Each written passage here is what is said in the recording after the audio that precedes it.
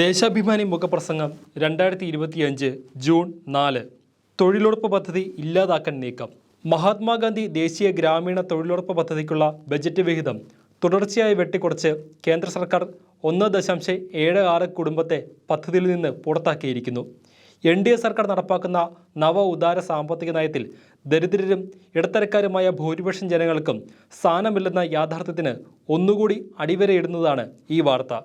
2020-21 7.55 കോടി കുടുംബം പദ്ധതിയുടെ ഗുണഭോക്താക്കളായിരുന്ന സ്ഥാനത്ത് 2024-25 അത് 5.79 കോടി കുടുംബമായി ചുരുങ്ങി.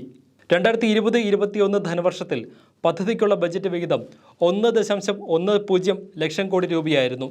2024-25 85,680 കോടി രൂപയായി കുറഞ്ഞു. 5 വർഷം കൊണ്ട് പദ്ധതിയുടെ ബജറ്റ് വിഹിതത്തിൽ 25,000 കോടി രൂപ വെട്ടിക്കുറച്ച കേന്ദ്ര ധനമന്ത്രി നിർമ്മല സീതാരാമൻ പദ്ധതിയോടുള്ള അവഗണനാ മനോഭാവം വ്യക്തമാക്കിയിരിക്കുകയാണ്. തൊഴിൽ ചെയ്ത് ജീവിക്കാനുള്ള അവകാശവും അവസരവും എല്ലാ പൗരനും ലഭ്യമാക്കുക എന്നത് പരിഷ്കൃത സമൂഹത്തിൻ്റെ അടയാളമാണ്. തൊഴിലവസരങ്ങൾ സൃഷ്ടിക്കുന്നതിൽ മാറി മാറി വന്ന കേന്ദ്ര സർക്കാരുകൾ പരാജയപ്പെട്ട ചരിത്രമാണ് രാജ്യത്തുള്ളത്. ഈ സാഹചര്യത്തിലാണ് ഒന്നാം UPA സർക്കാർ ഇടതുപക്ഷത്തിൻ്റെ ശക്തമായ സമ്മർദ്ദത്തിൽ മഹാത്മാഗാന്ധി ദേശീയ ഗ്രാമീണ തൊഴിലുറപ്പ് പദ്ധതി പ്രഖ്യാപിക്കുന്നത്. 2006 ഫെബ്രുവരി 2 ഒന്നാം ഘട്ടമായി രാജ്യത്തെ 200 ജില്ലയിൽ തുടക്കം കുറിച്ച പദ്ധതി ഗ്രാമങ്ങളുടെ സാമൂഹ്യ സാമ്പത്തിക മേഖലയിലുണ്ടാക്കിയ ചലനം അത്ര നിസ്സാരമായിരുന്നില്ല. ഗ്രാമങ്ങളിലെ ദരിദ്ര ജനവിഭാഗങ്ങളുടെ വരുമാനത്തിൽ വർധനയുണ്ടായി. അതിൻ്റെ ഫലമായി ഗ്രാമങ്ങളിൽ നിന്ന് നഗരങ്ങളിലേക്കും മറ്റ് സംസ്ഥാനങ്ങളിലേക്കുമുള്ള പലായനത്തിൽ ഗണ്യമായ കുറവുണ്ടായി. എല്ലാത്തിനുമുപരി ഗ്രാമീണ സ്ത്രീകൾക്ക് തൊഴിലും വരുമാനവും ലഭിക്കുക വഴി സ്ത്രീ ശാക്തീകരണത്തിനും പദ്ധതി വഴിവെച്ചു.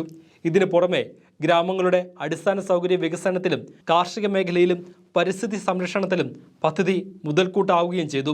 നിലവിൽ പ്രതിവർഷം 100 തൊഴിൽ ദിനം എന്നത് വർദ്ധിപ്പിക്കണമെന്നും വേതനം 600 രൂപയിലേക്ക് ഉയർത്തണമെന്നും പ്രതിപക്ഷ പാർട്ടികളും ട്രേഡ് യൂണിയനുകളും ആവശ്യപ്പെട്ടുകൊണ്ടിരിക്കെയാണ് പദ്ധതി തന്നെ ഞെരുക്കിക്കൊല്ലുന്നതിന് കേന്ദ്ര സർക്കാർ തുനിയുന്നത്.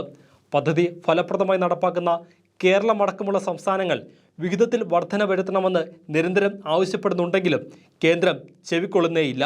ജപ്പാനെ പിന്തള്ളി ഇന്ത്യ 4ാമത്തെ ആഗോള സാമ്പത്തിക ശക്തിയെന്ന് നീതി ആയോഗ് CEO അവകാശവാദം ഉന്നയിച്ചത് അടുത്തിടെയാണ്. അവകാശവാദത്തിൻ്റെ നിജസ്ഥിതി എന്തായിരുന്നാലും രാജ്യത്തിൻ്റെ സമ്പദ് വ്യവസ്ഥയിലെ വളർച്ച ആളോഹരി സമ്പത്തിലോ വരുമാനത്തിലോ പ്രതിഫലിക്കുന്നില്ല എന്നത് എല്ലാ സാമ്പത്തിക വിദഗ്ധരും സമ്മതിക്കുന്ന കാര്യമാണ്. ഇന്ത്യയുടെ ദേശീയ സമ്പത്തിൻ്റെ 40% ജനസംഖ്യയുടെ 1% മാത്രം വരുന്ന അതിസമ്പന്നരുടെ കൈവശമാണ്. 57% സമ്പത്താകട്ടെ 10% വരുന്ന ധനികരുടെ കൈവശവും. ജനസംഖ്യയുടെ 50% വരുന്ന ദരിദ്രർക്കും താഴ്ന്ന വരുമാനക്കാർക്കും കൈവശമുള്ളത് 3% സമ്പത്ത് മാത്രമാണ്. തൊഴിലിൽ 90% അസംഘടിത മേഖലയിലാണ്. സ്ത്രീകളുടെ തൊഴിൽ പങ്കാളിത്തമാകട്ടെ 26%. ദരിദ്രർ കൂടുതൽ ദരിദ്രരാകുകയും സമ്പന്നർ കൂടുതൽ സമ്പന്നരാകുകയും ചെയ്യുന്ന സാഹചര്യമാണ് നിലവിലുള്ളത്.